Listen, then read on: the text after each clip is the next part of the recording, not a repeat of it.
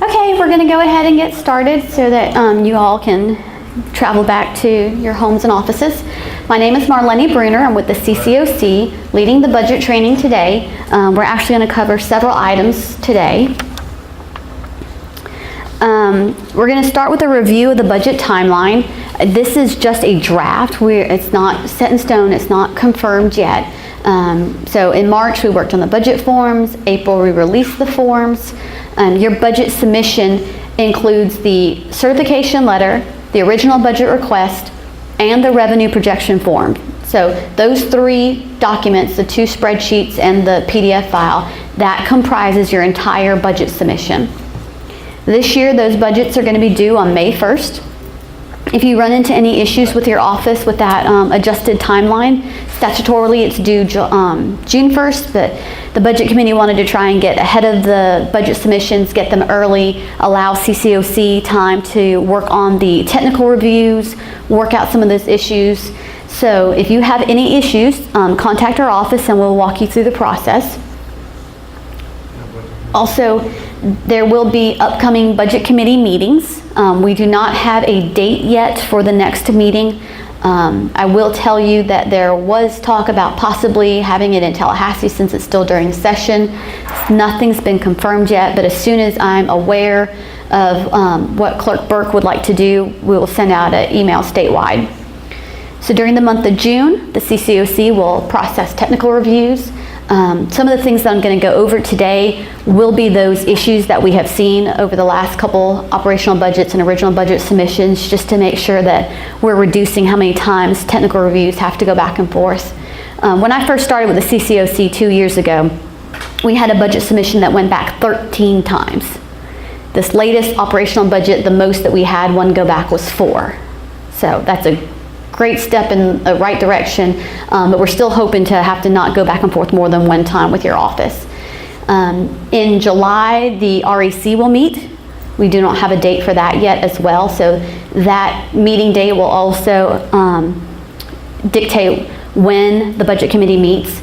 As you know, recent statutory changes allows for the REC's revenue projection to basically set our cap of how much we can budget. So while this budget committee would like to meet and get a plan in place before knowing that number, we also will make adjustments once we know that number. So whether that is an increase to our budgets over current year or whether we stay the same. Then in August, the budget committee will determine whether they will have deliberations or how they will evaluate the budgets and produce a final budget number.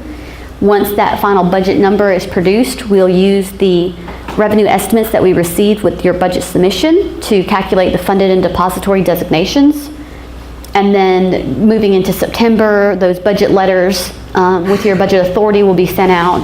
And then we will begin working on our operational budgets, trying to get ahead of that a lot quicker than we have in the past. So that's the goal. And then during October, we would ask for those operational budgets to be submitted.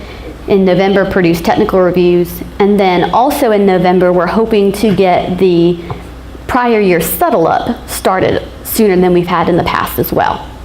Statutorily, January 25th is the deadline if you have dollars to remit to the trust fund, but we're wanting to get that information out sooner so that the CCOC, as we calculate how much is being sent from the trust fund, we have to send that information to the Department of Revenue.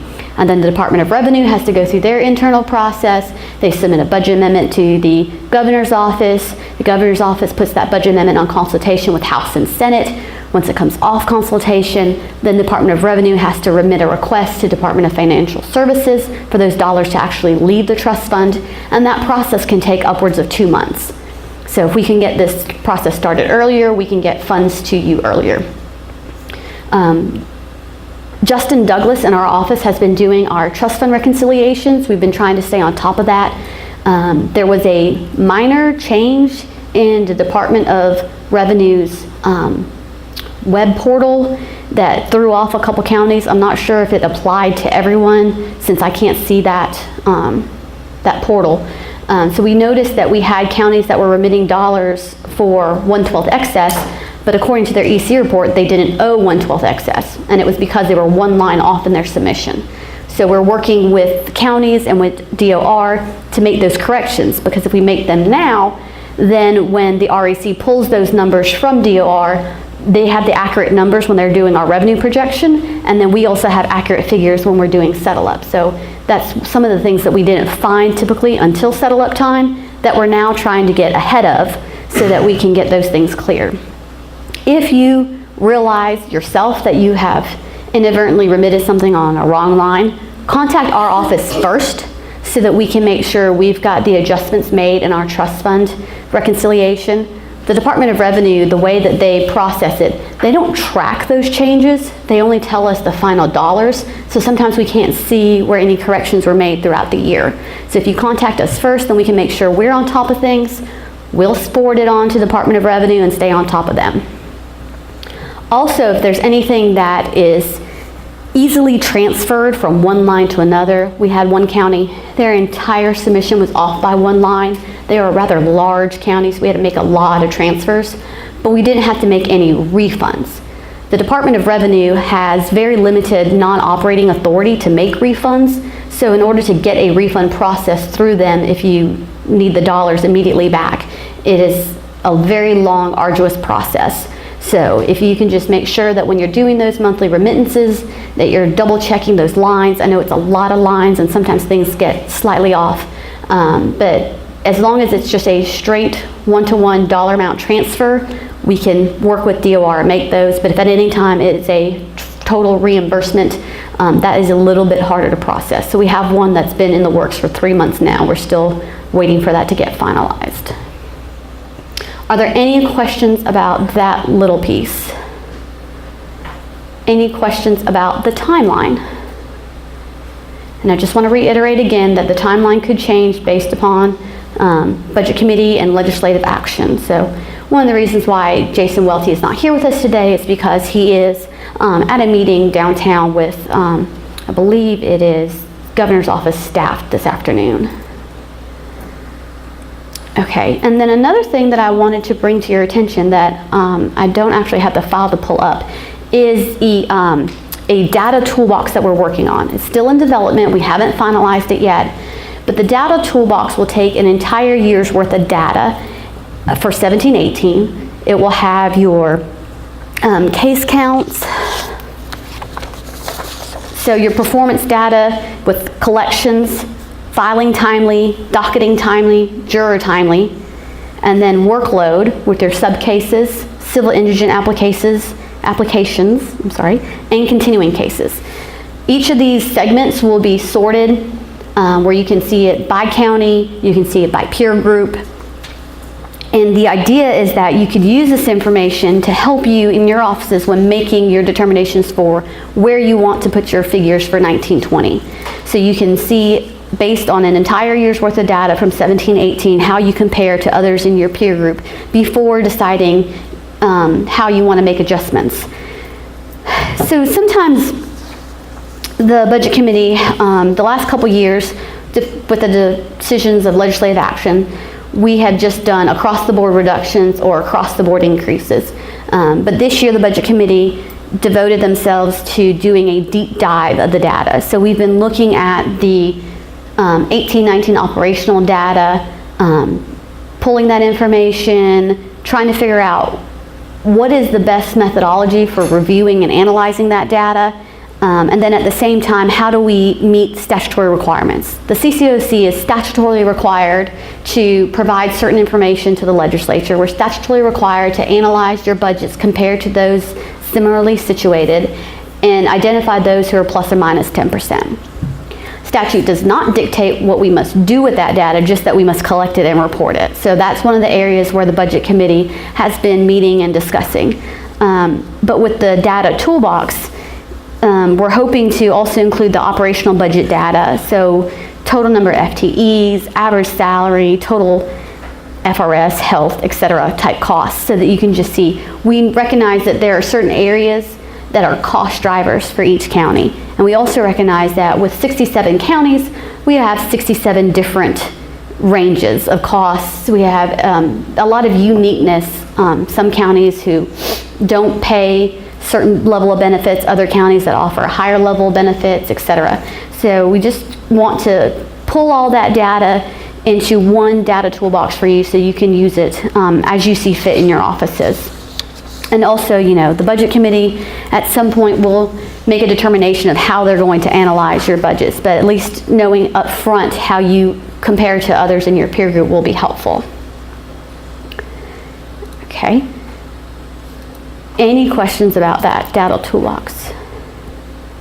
Okay. Again, that data toolbox is under development. I haven't quite finished it yet, so hopefully sometime this week that'll come out. That'll be posted to our website and a statewide email sent out. While I'm mentioning the website, I want to go ahead and pull that up for you.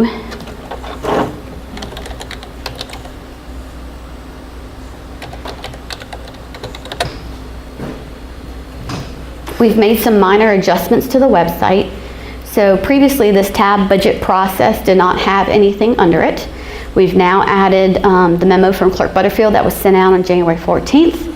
You'll find all your budget forms here, all of your instructions, and then these are the dates of the budget training.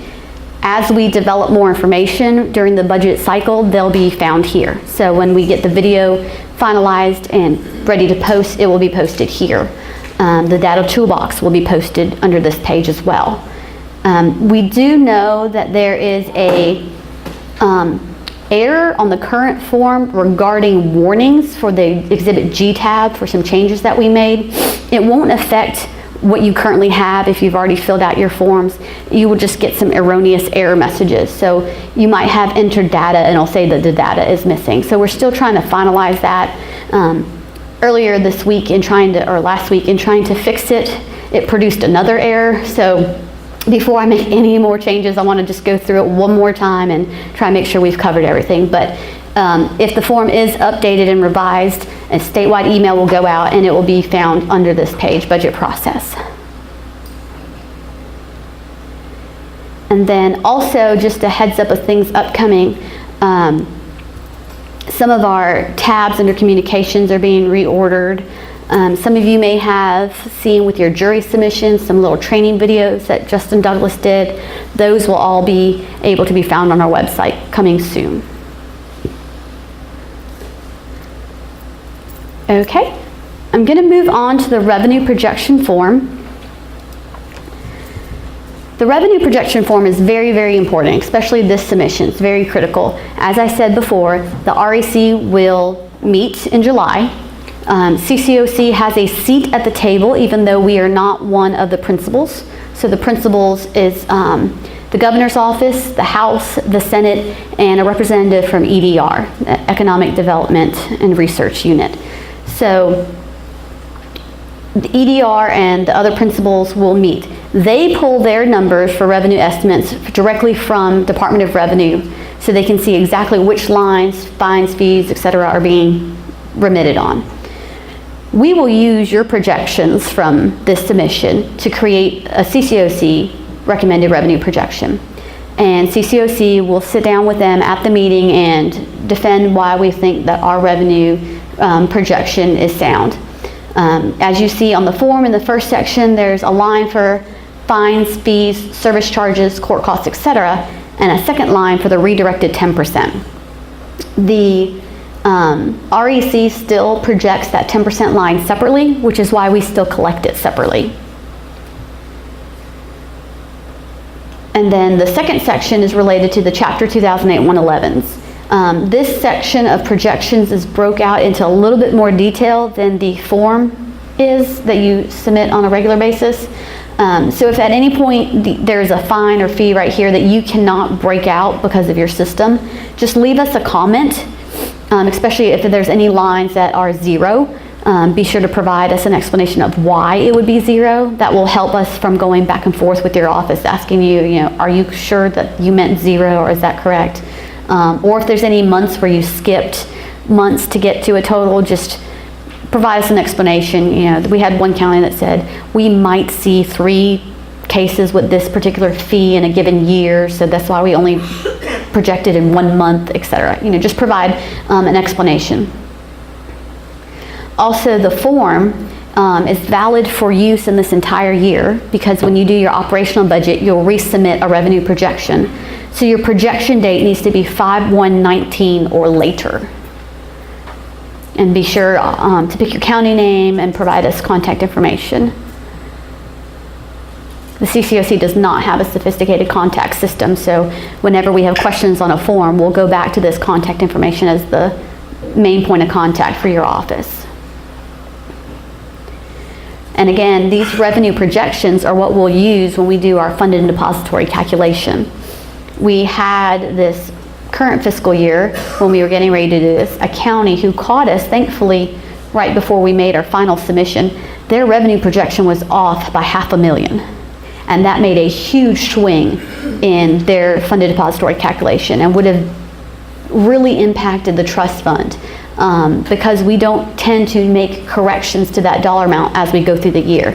Once we make that first determination, we hold to those numbers and then do any reconciliation during settle up at the end of the year. The reason why is because of our process with Department of Revenue. It's a very long, drawn-out process to make corrections and adjustments to the funded depository amount. And so, because of their way that the state releases funds, the way that the state has us funded in a reserve category, that's where that 2-month or more budget amendment process comes into play. So that applies to the funded and depository amount. So once we make our calculation, we will hold to it throughout the whole year. So just be sure that when you're doing your revenue estimates, that you're taking your time and really saying, yes, this is sound, this makes sense for what I'm doing. Overstatements and understatements hurt the entire state more so than just your county. So we want to be sure that we've got a really good, solid number that we're putting out there. Johnny Petit in our office, he does our revenue projections. So if at any time you want to see the number that he has for your county versus what you have for your county, you can contact him, call our office and get the information from him. And then also, if you've noticed a trend or if there's a valid reason for why you see a certain revenue either increasing or dropping off, be sure to call our office, talk to Jason Welty or Johnny about that, because we don't know necessarily why there's changes in the revenues. We can just see where the changes occur. And so then we have to start going on a little manhunt, trying to figure it out. Is this a temporary? Is this not? Currently, for the current fiscal year, we have seen revenues coming in very strong. So there's currently no potential reduction or anything like that. Everyone should be able to be fully funded this year, which is the first time in quite a while that we can say with confidence that everyone is going to be able to expend the full budget authority, because there's going to be cash dollars available for that. Any questions about the revenue projection form?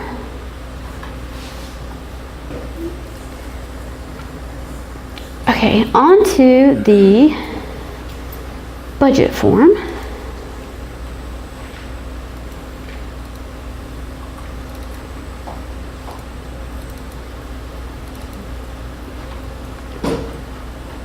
Okay, the original budget form is several tabs. It's an Excel spreadsheet. We have run into a couple issues with particular Excel versions that some counties are carrying. We're still trying to figure out if that's going to be a long-term issue or if it's just certain files. There's one county that said, you know, half of our files they can open and read and fill out no problem, and the other half, for whatever reason, they can't. So we're still trying to figure out, you know, why that happens. With the Exhibit A front page, the most critical thing to do on this page is select the county name in the drop-down. There are several other fields later on in the form that will not work if you have not selected your county name. There's some lookup information. If any of that lookup information is incorrect for your county, contact me immediately so we can figure out that discrepancy. I had Leonard in our office pull a lot of this data, and so during testing we've caught some of those errors, but I just want to make sure you will not be able to make those corrections yourself. So if you have any of the lookup data that is incorrect for your county, contact me. The front page is the warnings. There's a lot of built-in checks into the spreadsheet. Anything with a red warning will not be able to be submitted to the CCOC. Red warnings are the type of errors that your data cannot be brought into our database.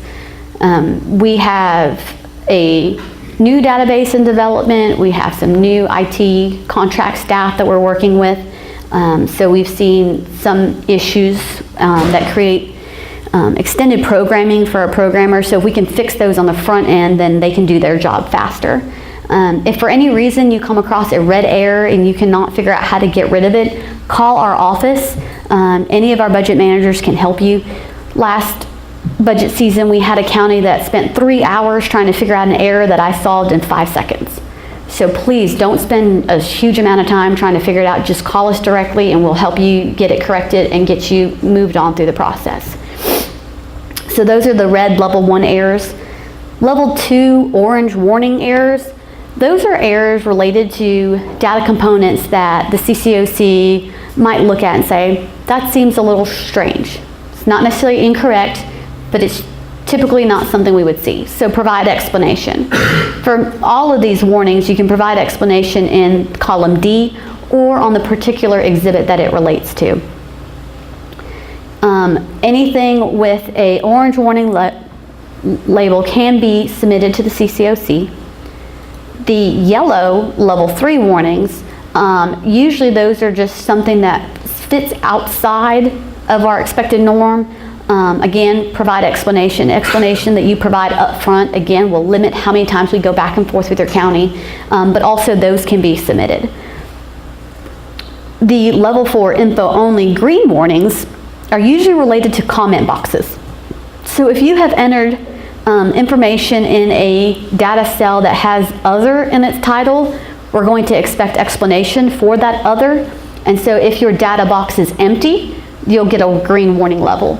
Or if there is data in that box, you might still get a green warning that just says, please verify. On some of our exhibits, there's several other boxes that you could put data in. So we just want to verify that the information that you've provided actually matches those particular items. And then we also have this wonderful filter that you can uncheck blanks, and then only the rows that you have issues on will appear. When you're going through your budget submission, I recommend that you do not worry so much about Exhibit A until you're done. Because as you go through the budget form, if you clear something, so if you make a correction and that clears out one of these warnings, any data that you enter in D will not move with it. So that data will still be there, and so then your warnings won't necessarily match up with your explanation you've provided.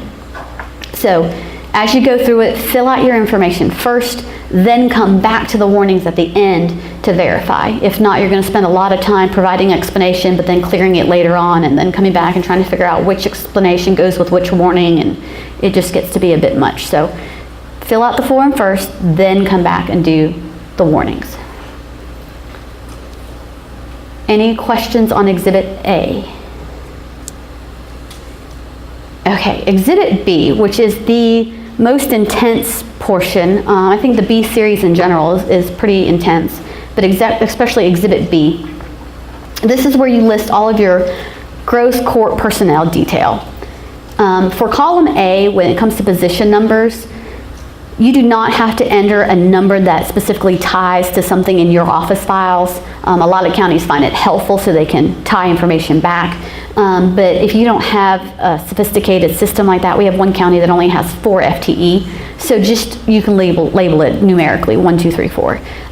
We do not want to see employee names, just the position number, and then whatever is the explanation of the job title in column B. And then as you enter information, it's kind of hard to see in this projection where it turns the rows pink. So you'll just have to match up your FRS type in column D to your positions and whether they're employment type in column C. If you enter in column E that a position is vacant, you have to enter a length of vacancy in column F. So one of our commonly seen errors is either a length of vacancy in F with nothing in column E, or that a position is vacant in column E but no length of vacancy in column F. And I know a lot of times for some of your offices, it's just related to the sheer number of positions that you're entering. Also, for any of these cells that have drop-down boxes, please use the drop-down box when you manually type in the information and don't use the drop-down box. Sometimes it registers differently when the programmer's script is going through trying to pull information. So it will collect all the information cleaner if you make sure you use the drop-downs. So in the column G pay type, we'll identify the pay type, whether it's annual, hourly, or we have two special pay types, volunteer and contract. If you pick a pay type that is annual in column G, then we anticipate seeing an annual pay rate in column H. So if you were to do an hourly pay type, it would turn colors, and I don't know why it's not turning red.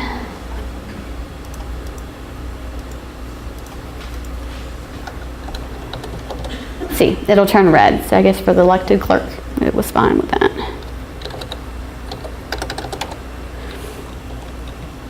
So just make sure that your pay type in G corresponds to your pay rate in H. So if you have an hourly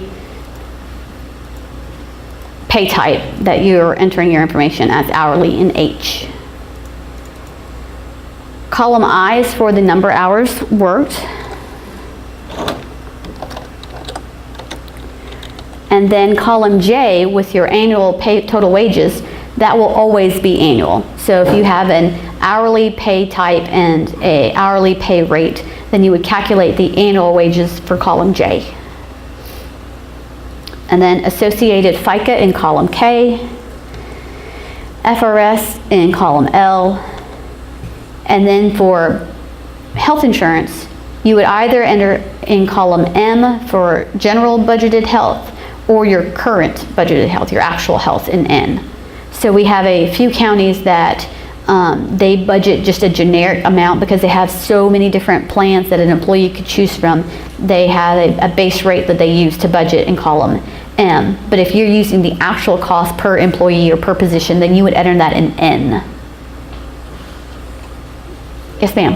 FRS and FICA is not being calculated. We're having to do that. Well, it will be calculated if I filled out all the rows. So I just didn't fill out all the information. And then any amounts for? That's because she didn't do it. The FICA and Social Security did not calculate. At all? No. On the current form? Nope. Okay. I will look into that.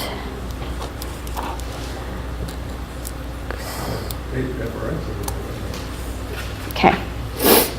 We will get back to you on that. And I have a question about retirement. Okay.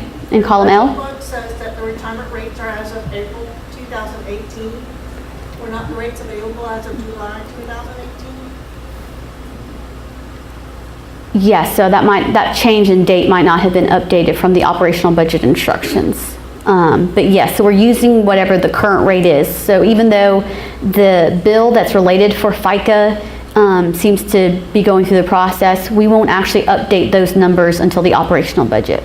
So the current numbers that are in here should be the ones that were effective July 2018. On retirement? Yes, yes. So I will double check that as well. But that should have been the numbers that we used.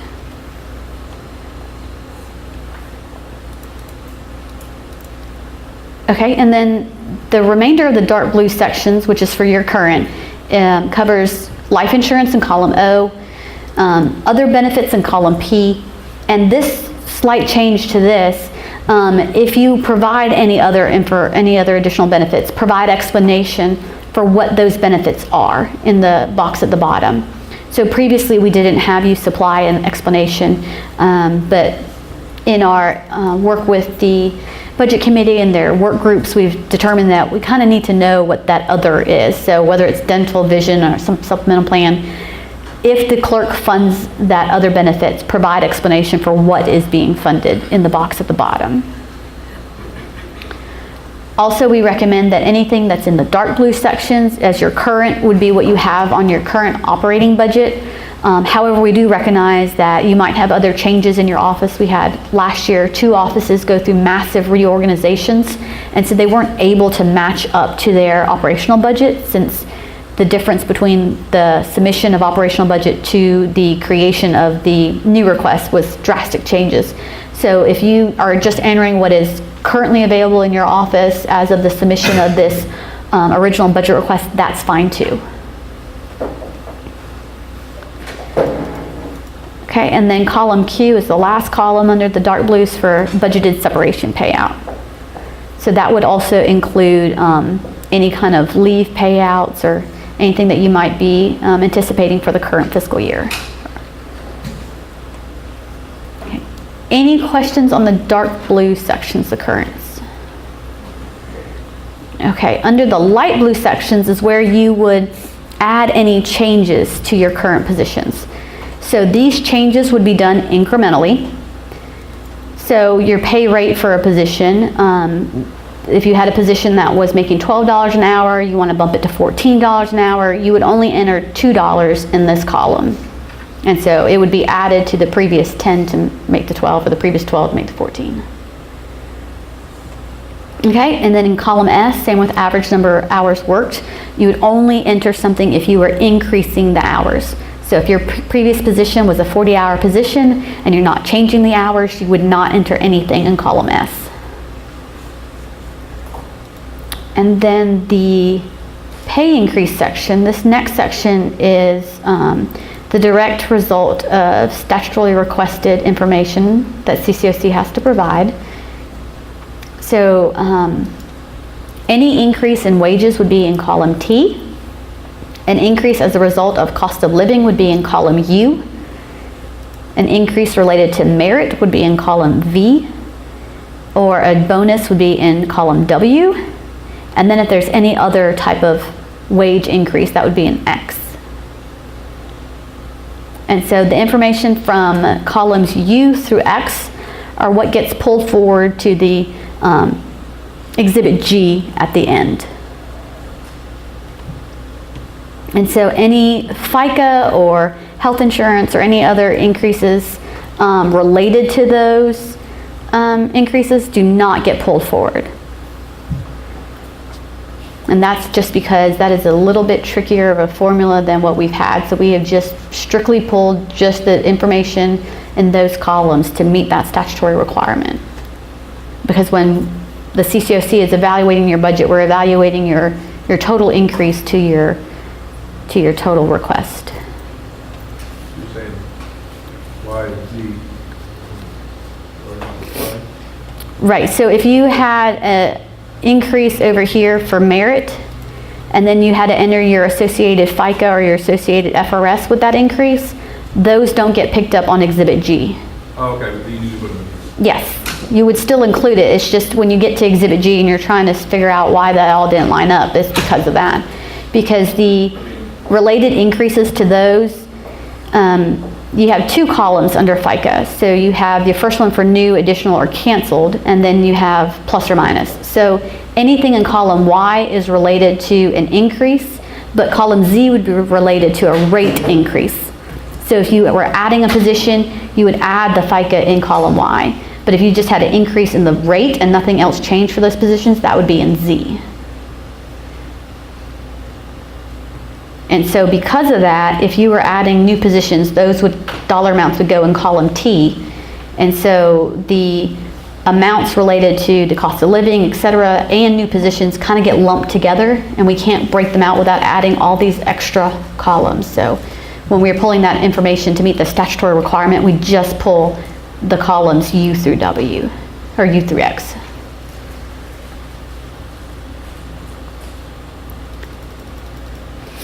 Okay, and then we have the same double column system for FRS retirement and for health insurance, life insurance, and other benefits. And as well, any budgeted separation payout. Then the other key component to this exhibit is columns A, J, and A, K. So your non-court percentage would be entered in column A, K, and it automatically adjusts the percentage in A, J. And this is one of the areas that we have seen a lot of counties not necessarily do correctly. If for whatever reason, because it's lack of funding from the CCOC, et cetera, if you have to pick up funding from other sources to cover your CCOC related expenditures, you would not adjust the percentage on this exhibit. You would keep the percentages and you would just enter the dollar amounts on exhibit E. Because this is trying to show us the workload, and so we still want to see the workload. We don't want to see an adjusted workload. Like we don't want to see an elected clerk at 20% court related. What's that? I said, like, for example, an elected clerk, we don't want to see them entered at 20%. We've seen that. Like, they would put that it was 90% non-court. Right.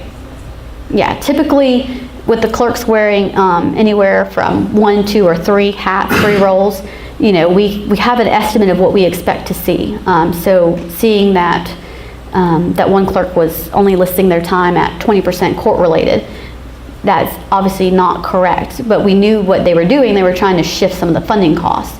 So we want to see that on exhibit E, where you back out those other funding sources. And then the other issue to bring out is on the elected clerk line, that very first line 5 under their total costs, the total FTEs for the clerk will get brought forward. We're going to expect to see that under exhibit B2, and you'll see that in a second. And then the dollar amounts will get brought forward to B1, but they won't, B2, but they won't get brought forward automatically. So it's just going to drop in the main balancing line, which we'll get to. Let me go ahead and show you. So you'll see that there's no dollars entered, but the dollars would go there in B12. So the amount in B8 for the elected clerk, we're going to look at when we're doing our technical review. Does it match this dollar amount here on line 5? And the FTE amount for the clerk, it's automatically dropped for you in B8, and then you can distribute that across the other court divisions as needed. Okay, let me do the filter.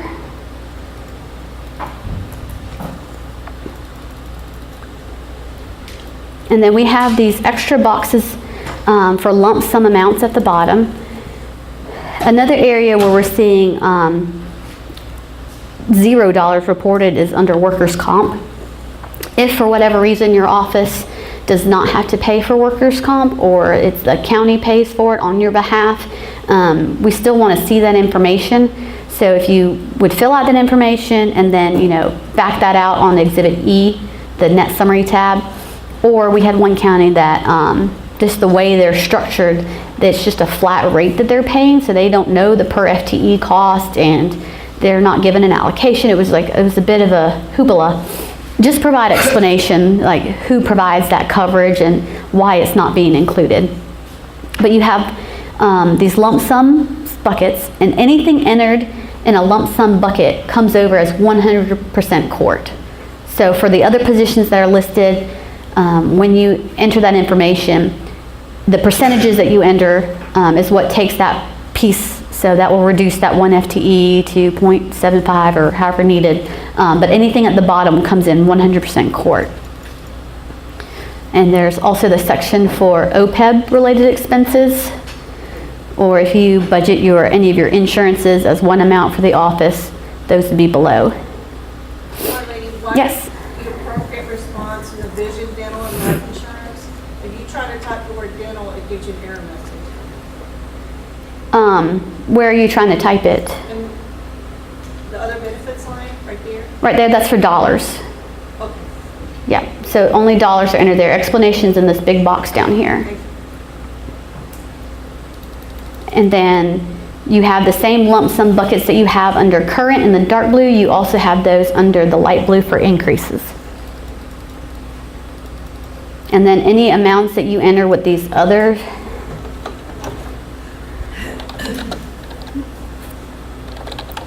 you'll see that an explanation pops up, a little warning to provide explanation.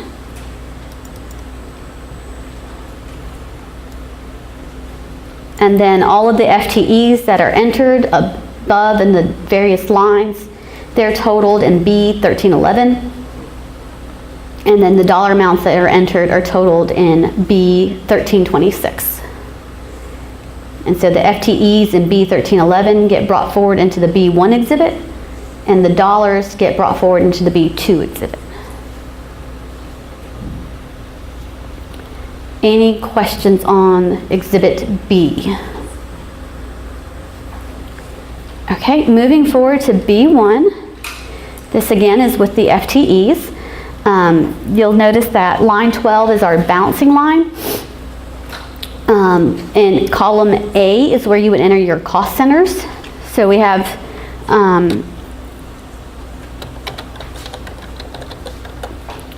several lines for you to enter. You can enter as many or as few as you need for your office.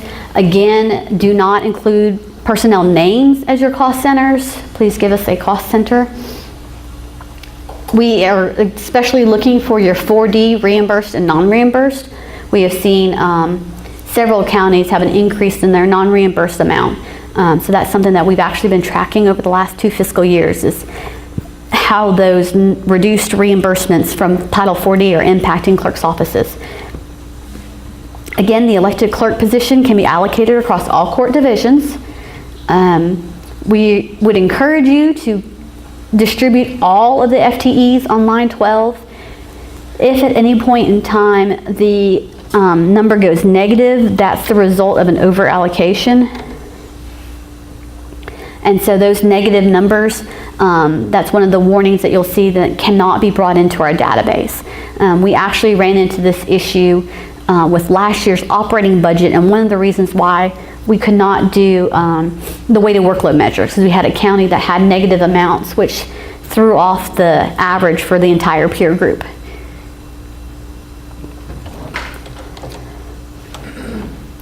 And then you'll also notice with your breakout, so the FTEs that are listed in jury, your total jury proposed budget that will be carried forward into Exhibit E will come from the entire jury column. So if you enter FTE and other cost centers besides the jury reimbursed one, those are all getting brought forward into your total cost. So we're looking at the intersection of your jury management 608 and your line 13 for jury management as your direct costs, and anything outside of that as an indirect cost, but still total towards your jury costs. So there's only a few counties that have costs related to parking for jury, which is not allowable under our jury statutes. And so any of those costs would have to be in another cost center, so not in the jury column and not on the jury line. And I do not believe that applies to anyone here.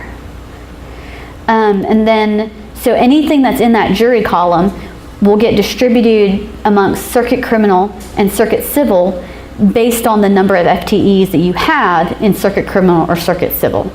And then if you want to adjust the percentage of the breakout, then you can adjust that yourself directly.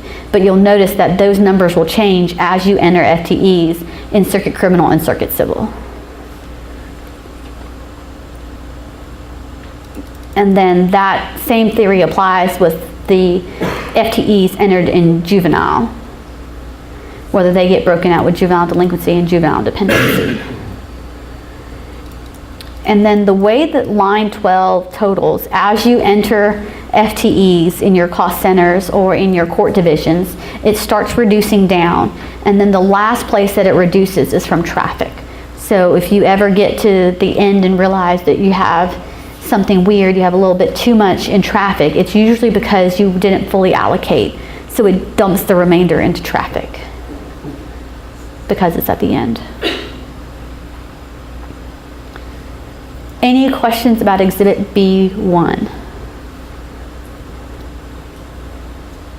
Okay, Exhibit B2 is the personnel costs. So as I said, the amounts that are calculated on Exhibit B get brought forward to line 12. As you enter your information, It automatically reduces down. It will not automatically put any costs into jury management, because we kept running into those issues with extra costs being dumped there. So jury management does not get any FTEs, or any dollars dropped in there. If you decide when you're on one of these subsequent exhibits that you need another cost center, you have to go back to exhibit B1 to enter that cost center. We also have run into an issue with the programmers of cost centers without FTEs and cost centers without dollars. So if we see a cost center, we expect to see FTEs, and if we see FTEs, we expect to see dollars. So having one without the other kind of throws off the database, and it doesn't know how to make the two tie. If you have a reason why you would have a cost center with dollars and no FTEs, please provide explanation. And if you have a reason why you'd have one with FTEs without dollars, I would really love to see that explanation.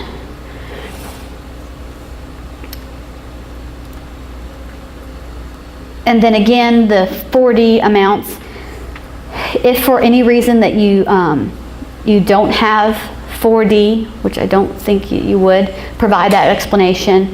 If you have seen a huge shift in your reimbursed to non-reimbursed, you can go ahead and provide us that explanation as well. That will help out, so we can see who's most recently been impacted by that. And then these cells on this exhibit are gray because any dollars that you enter in columns B are automatically distributed across the other columns based on the FTEs you entered on B1. So if you want to make adjustments to the dollar amounts, you can either make adjustments in column B to the total dollars, or how you have your FTE allocated on B1.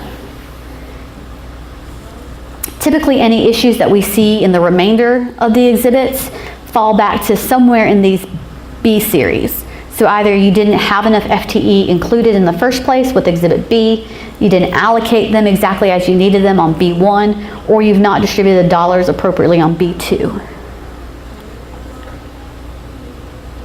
Any questions on exhibit B2? Any questions on the B series?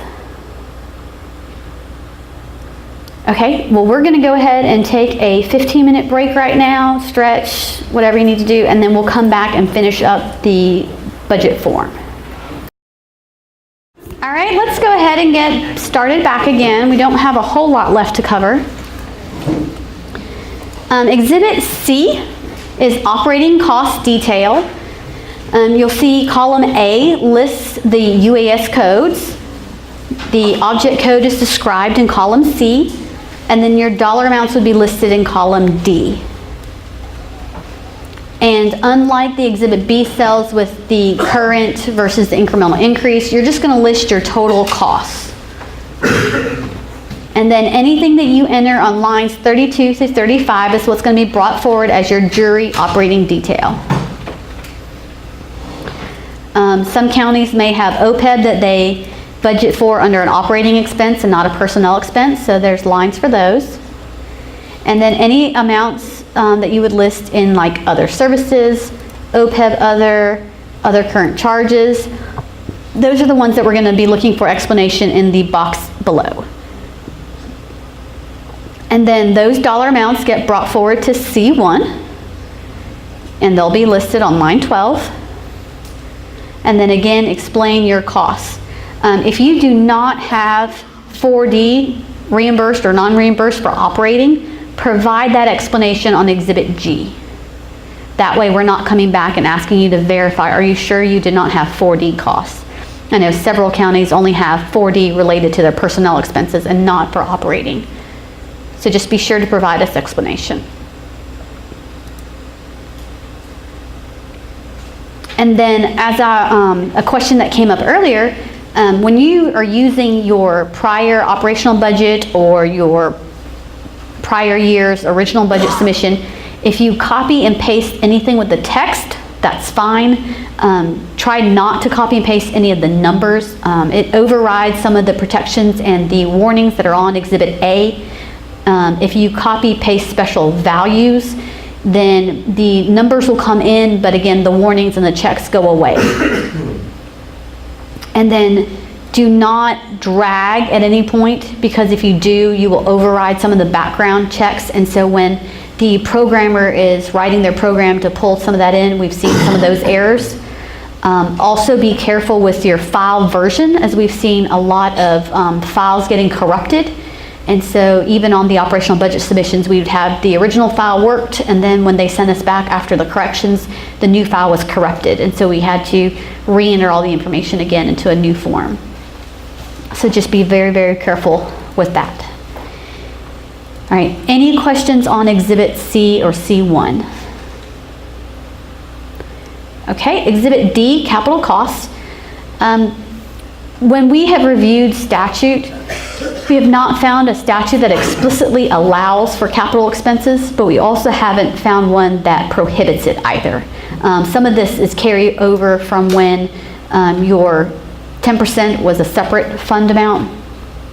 There has been a little bit of confusion with DFS as they've come in and done the audits of the court-related portion regarding those 10% dollars, regarding capital expenses. DFS was present at the most recent New Clerk Academy training, and they provided a really good PowerPoint presentation on the types of things that they're looking for in audits, some of the audit findings that they're coming across. There were a couple that between CCOC and DFS that we just agree to disagree.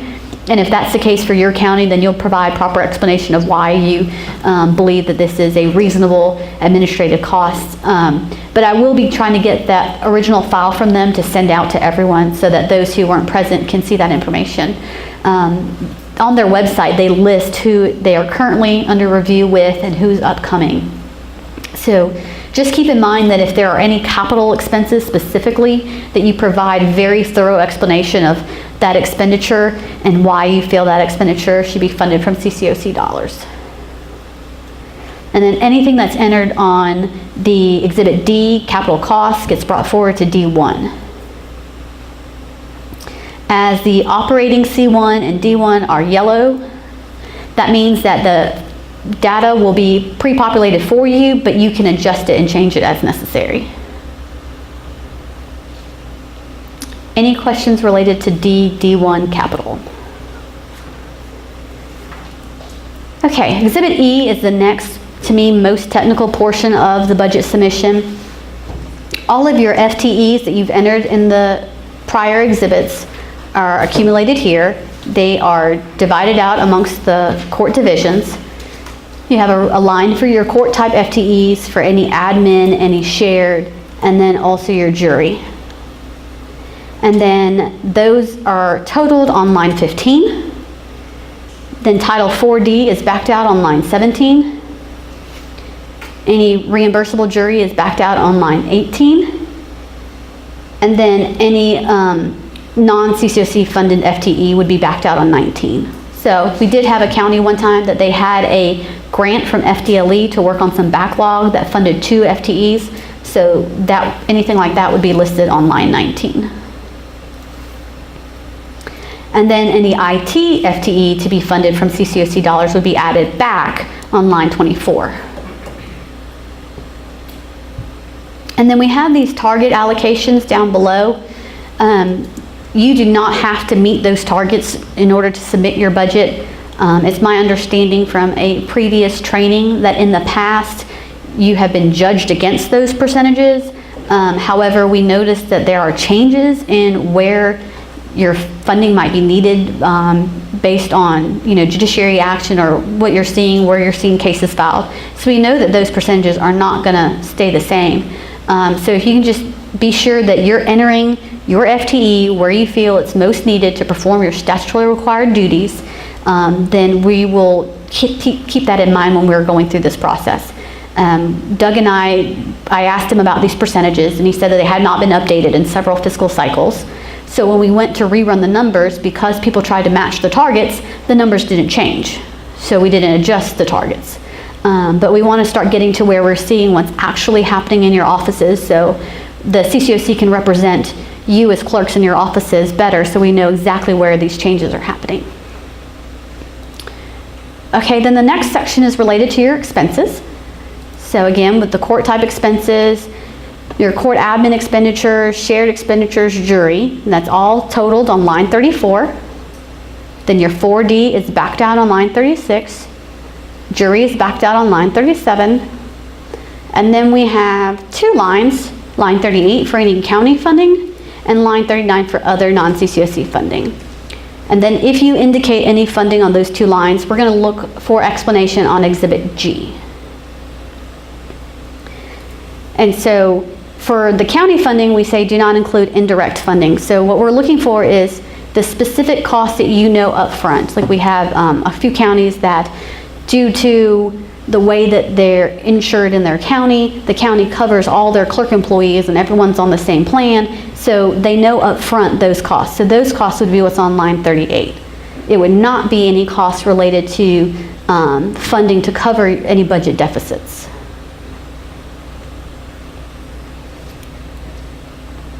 Okay, and then again, IT expenditures to be funded from CCOC would be added back on line 44, and then your targets are down below.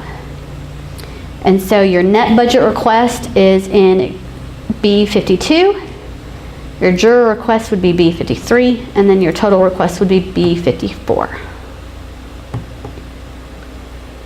Any questions related to the breakouts? Okay, Exhibit G, the additional information tab, this is where you're almost done. At the top, section 1A, we'll have the amount in D6 for your 1920 request. Will be compared to your 1819 request, and then the difference outlined.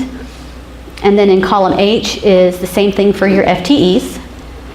And then for section 1B, we're going to want you to provide explanation for that.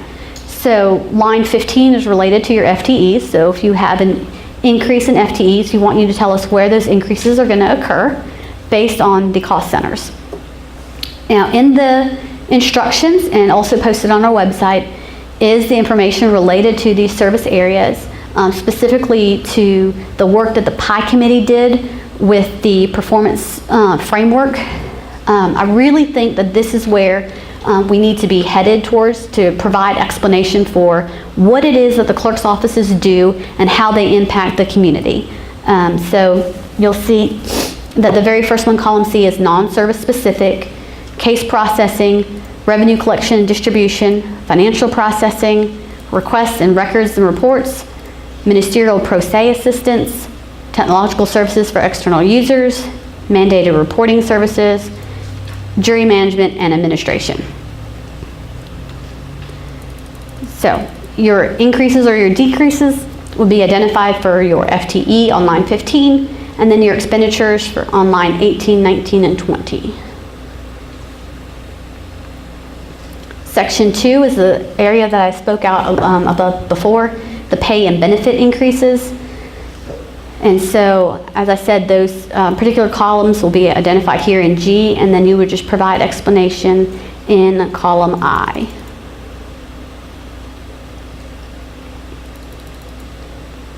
And then section 3 is a new section that was added as the result of the expenditure work group that came out of the budget committee. So we're asking for your actual 17-18, your estimated for 18-19, and your projected for 19-20 regarding your personnel, operating, and capital costs. So if we're looking at your actuals for 17-18 for these three, we're going to anticipate that those tie to the information that you provided in your settle-up expenditures. So gross is your total court-related costs, and your net is your CCOC funded. And then section 4, we previously had FRS and health information before, and we just added leave payouts. We had a couple counties identify leave payouts as one of their specific cost drivers, in addition to FRS and health insurance. So these three would be a subset of any dollar amounts in section 3. And then section 5 was previously section 4, is related to OPEB costs. And so if you have any that you entered in Exhibit B or Exhibit C, then those are brought forward. And then you just need to provide how much is non-CCOC funded and your explanation. Yes, ma'am? If the county pays for our OPEB, You still put it in section, in B, and then. and then back it out here under column G as non-CCOC. And then again, section 6 is for all the explanations. So anywhere within the form that we did not already have an explanation box at the bottom, you provide explanation here. Okay, any questions? Okay, and then the last thing before your budget submission is final is the certification letter. The certification letter is a PDF. It needs to be signed by the clerk. It cannot be signed by a staff member on behalf of the clerk. It must be signed by the elected clerk.